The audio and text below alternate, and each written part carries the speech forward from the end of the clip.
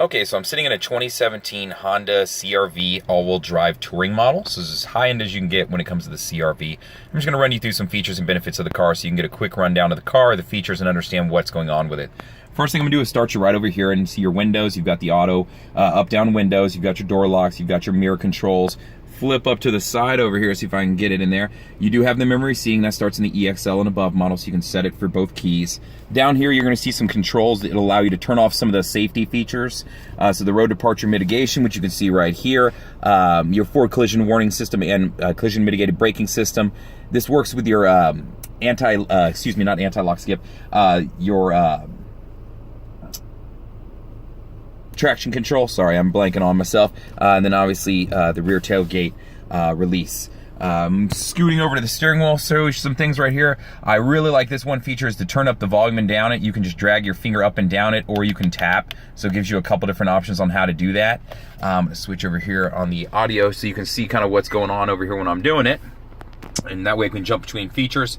When I jump back over here, this will switch between my favorite stations. So anytime I do it, you'll see it toggle through all my favorite stations. Up and down will change between FM, AM. It'll jump between sources and different things I can do like that. Over here, you're gonna see an I button right here. This is gonna toggle between my screens up here. If I want to pull up my navigation, I would just select it. If I want to jump over some more of my attention, alertness, I can jump over here to my how I'm driving as far as, you know, am I in two-wheel drive, am I in all-wheel drive? If I want to see my maintenance reminders for oil, life, things like that, I can jump over to my audio also. Down here you can see your Bluetooth controls, so to answer a phone call, to hang up a phone call and place voice command for like call so-and-so, that sort of thing. So on the right side of the steering wheel, you're going to see some of the Honda Sensing suite. So to start you off, you'll see Lane Keep Assist right here. Anytime I hit the main button, you'll notice up in here, they'll turn on and off. You'll see ACC and LKS. That stands for Adaptive Cruise Control and Lane Keep Assist. This right here is Lane Keep Assist. When I'm setting my Adaptive Cruise Control, I'll get it set. And then obviously, I'll be able to toggle this out and you'll see the distance right there that I'm creating between me and the car in front of me. It's acknowledging the car in front of you when you see a car literally turn on up there. So that's how to tell. And then on the Lane Keep Assist, when you see it fill in the dotted lines, it means it's now reading the lines of the road, which starts at 45 miles and above. Jumping over here to your stereo, you've got a quick map rundown on the side over here. You do have a volume knob. That was a big thing moving from into the newer year, what people were asking for on the touchscreen. As far as source goes on audio, since that's where I'm at right now, you've got FM, AM, 90 days of satellite radio, USBs, Bluetooth, so you can stream music wirelessly. Pretty much anything with an eye you can plug into the USB. Pandora compatibility, that sort of thing. You'll notice there is no CD player, so just a quick reminder on that. I'm going to jump back to the home screen. I'll jump over to your navigation real quick just to show you. It's a Garmin-based navigation system, so it's a super simple setup. So there's not a whole lot to it. I mean, it's just about as easy as can possibly be, you know what I mean, as far as moving stuff around, things like that. Not a whole lot to it. So simple, easy, that's what they're known for, so it makes it a lot easier. Jump back to the home screen here. I'll go down to your settings just because there are a lot of different things you can change from here. Vehicle settings is kind of an important one. From here, this is places where you can change your lighting setup. If you want your door and window set up, you know, your door locks as far as when they auto lock, when they auto unlock, the relock timer and the walkaway timer in case you forget to lock your doors, it'll relock for you. Things like that are all right here, so they're just easy to get to. So I always like to point those out to everybody. And then obviously all the rest of the remainder, if you wanted to add a second phone, you could absolutely do that from here. Bluetooth device list, and then bam, add a new Bluetooth device. So just some different things as far as the settings goes. Information is going to allow you to pull up like your tripometer. So this is just, you know, secondary info. If you want to see it right here, you can get that same info over here if you'd like it.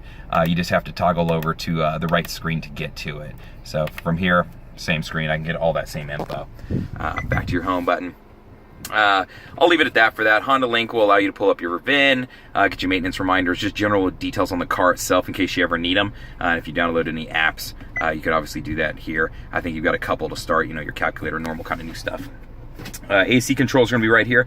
You can pull it up and do it digitally from the screen. You can also control fan speed and where the air is going, obviously here, and then hot and cold. Down here are some questions that are commonly brought up.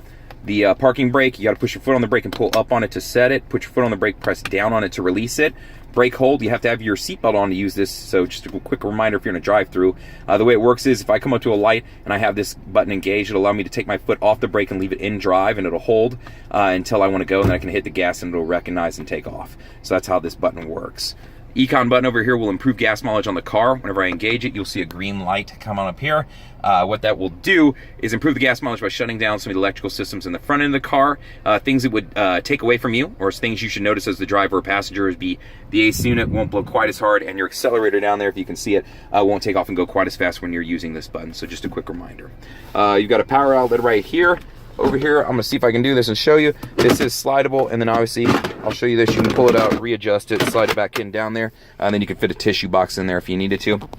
Down in here, you'll see the USB to plug into if you want to use Apple CarPlay or Android Auto. That's the one with the phone on it. Next to it, you have another 1 amp just for charging, and then another power outlet there also.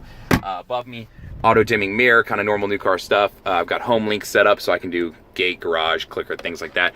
Still kept this feature in the car, sunglasses holder in the mirror to keep an eye on the people in the back. You have a sunroof, and then in the back, you know, in my Touring, I have the leather set up. A little bit extra speakers as far as the unit goes. Other than that, that's a general rundown of the car. If you have any questions, feel free to always reach out to me on the YouTube video, or you can email me or call me, 512-443-4300, and ask for Justin, or email me the letter J, then my last name, Fuller, that's jfuller@howdyhonda.com. Thanks.